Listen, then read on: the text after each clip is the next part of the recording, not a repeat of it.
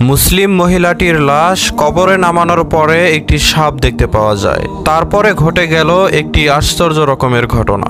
মহিলাটি কি এমন পাপ কাজ করেছিল, তার কবরে কেনই বা সাপ আসলো? সেই মহিলাটি দুনিয়াতে এমন কোন পাপের কাজ করেছিল যার কারণে কবরে নামানোর সাথে সাথেই কবরে সাপ চলে এলো? তারপর সেই সাপটি কি করলো জানতে হলে আমাদের ভিডিওটি অবশ্যই শেষ পর্যন্ত দেখতে থাকুন। বিশেষ করে আপনি যদি মুসলিম নারী হয়ে থাকেন তাহলে ভিডিওটি অবশ্যই দেখুন যে আসলে স্বামীর সাথে কি এমন আচরণ করলে কবরে এ ধরনের আযাব নেমে আসে।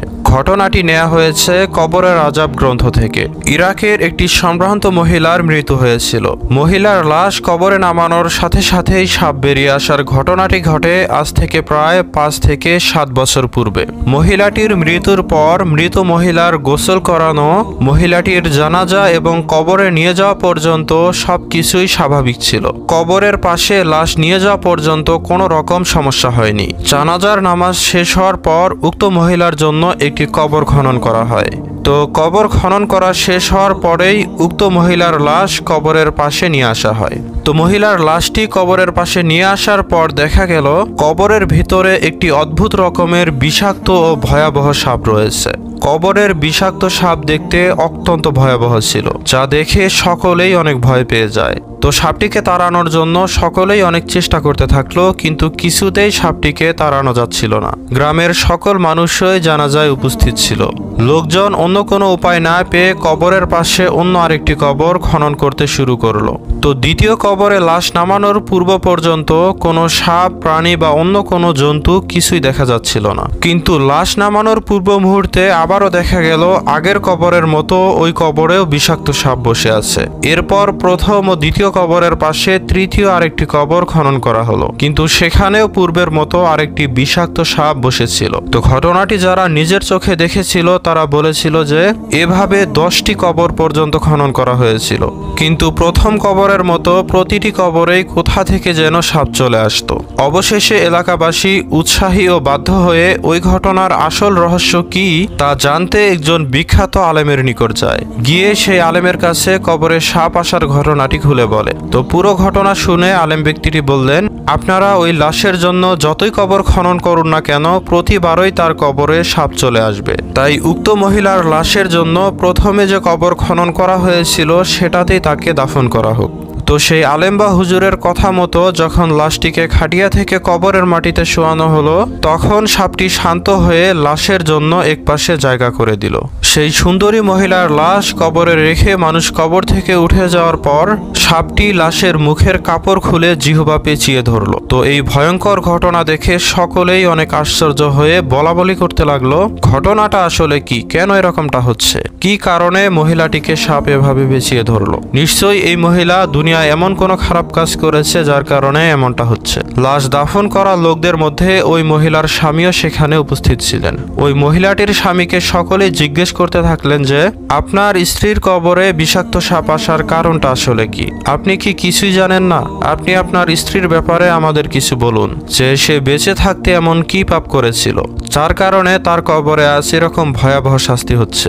উপস্থিত লোকের সকল প্রশ্নের উত্তরে মহিলাটির স্বামী চোখের পানি ছেড়ে দিয়ে বলতে লাগলেন, আমার স্ত্রী আমার সাথে বেঁচে থাকাকালীন সময়ে কখনোই ভালো আচরণ করত না। আমাদের দীর্ঘ 35 বছরের দাম্পত্য জীবনে আমার স্ত্রী আমার সাথে অনেকটা গোলাম এবং মনিবের মতো আচরণ করত। কথায় কথায় আমাকে ধমক দিত এবং খারাপ আচরণ করত। আমার অন্তরে আঘাত দিয়ে সে সব সময় আমার সাথে কথা বলতো। আমি তাকে নামাজ পড়তে বলে ফজরের নামাজের জন্য মসজিদে চলে যেতাম। এসে দেখতাম সে তখনও শুয়েই রয়েছে। সে কখনো নামাজ পড়তো না, আমার মা বাবার সাথে কখনো ভালো আচরণ করতো না।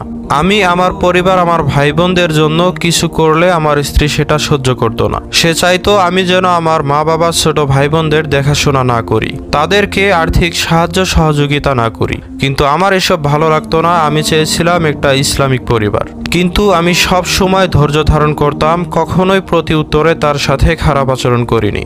এজন্য আমার মা আমাকে বউ পাগল বলে ডাকতো।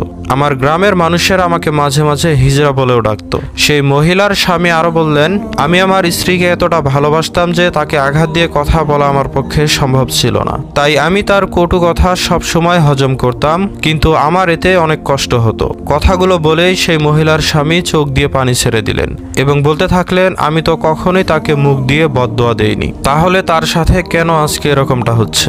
তারপর লোকজনেরা বলতে লাগলো, আপনাকে কষ্ট দেওয়ার কারণেই আপনার স্ত্রীর আজ এই দুরবস্থা। আপনি বদদোয়া দেননি ঠিকই, কিন্তু একজন স্বামী হিসেবে আপনার অন্তরাত্মা কষ্ট পেয়েছে। আপনার উচিত এখন তাকে মাফ করে দেয়া আর তার জন্য আল্লাহ তাআলার কাছে ক্ষমা প্রার্থনা করা। এরপর মহিলাটির স্বামী আল্লাহ তাআলার নিকট মোনাজাতের মাধ্যমে হাত তুলে দোয়া করতে লাগলেন। তো উপস্থিত সবাই তখন হাত তুলে মোনাজাত করতে লাগলেন। মহিলাটির স্বামী 2 হাত তুলে বলতে লাগলেন, হে আল্লাহ তাআলা, আমি আমার স্ত্রীকে মাফ করে দিয়েছি, অতএব আপনিও তাকে ক্ষমা করে দিন। সেই সাথে আপনি তার কবরের সকল আযাব থেকে মুক্তি দিয়ে দিন। আপনারা হয়তো বিশ্বাস করবেন না যে সেই মহিলাটির স্বামীর দোয়া শেষ হবার সাথে সাথেই সেই বিষাক্ত ও ভয়াবহ সাপটি কোথায় যেন হারিয়ে গেল। অতঃপর সকলেরই চিন্তা দূর হলো এবং সবাই স্বস্তির নিঃশ্বাস ফেলল। তো সম্মানিত ভিউয়ার্স, রাসূলুল্লাহ সাল্লাল্লাহু আলাইহি সাল্লাম বলেছেন যে সেই ব্যক্তি কখনো প্রকৃত মুসলিম হতে পারে না যার জিহবা ও হাত থেকে অপর মুসলিম নিরাপদ নয়। আমাদের মনে রাখতে হবে যে জিহবা দিয়ে যে আঘাত দেয়া হয় তা বিষাক্ত সাপের বিষ থেকেও আরো ভয়ঙ্কর। আমাদের শরীরে হাত দিয়ে আঘাত করলে সেই ব্যথা কিছুদিন পরেই ঠিক হয়ে যায়, কিন্তু জিহবা দ্বারা কেউ আঘাত করলে সে আঘাত কখনোই যায় না। জিহবার আঘাত মৃত্যুর আগ পর্যন্ত মানুষের অন্তরে থেকে যায়। তাই কাউকে কষ্ট দিয়ে থাকলে তাড়াতাড়ি ক্ষমা চেয়ে নিন। বিশেষ করে পিতামাতা অথবা স্বামীর অন্তরে কখনোই আঘাত দিয়ে কেউ কথা বলবেন না। আবার স্বামীরাও স্ত্রীর অন্তরে কখনো আঘাত দিয়ে কথা বলতে যাবেন না, কারণ তারা বদদোয়া দিলে আপনার জন্য তা অবশ্যই অনেক বড় ক্ষতির কারণ হতে পারে। তো সম্মানিত ভাই বোনেরা, ভিডিওটি অবশ্যই সকলের মাঝে শেয়ার করে দিবেন, যাতে সকল মুসলিম ভাই বোনেরা দেখতে পারে এবং কবরের আযাব থেকে মুক্তি পেতে পারে।